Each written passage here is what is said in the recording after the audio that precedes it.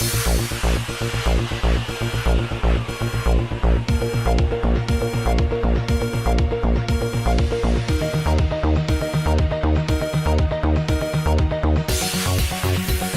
हिंद मजलिस इत्तेहादुल मुस्लिमीन के नामपल्ली के एमएलए जनाब जाफर हुसैन मेराज ने आज मुरादनगर में वाक़ छोटी मस्जिद में नमाज जुमा अदा की और बाद नमाज उस इलाके का पैदल दौरा करके वहां के लोगों से बातचीत करते हुए उनके मसाइल जाने और फौरन उन्हें हल करने के लिए बल्दी, बरकी और आबरसानी के अहदेदारों को हिदायत जारी कर दी। इस मौके पर कुल हिंद मजलिस इत्तेहादुल मुस्लिमीन के साबिका मेयर जनाब माजिद हुसैन, हल्का आसिफ नगर के कॉरपोरेटर और बहुत सारे इलाके के मजलिसी कारकुन भी उनके साथ मौजूद थे।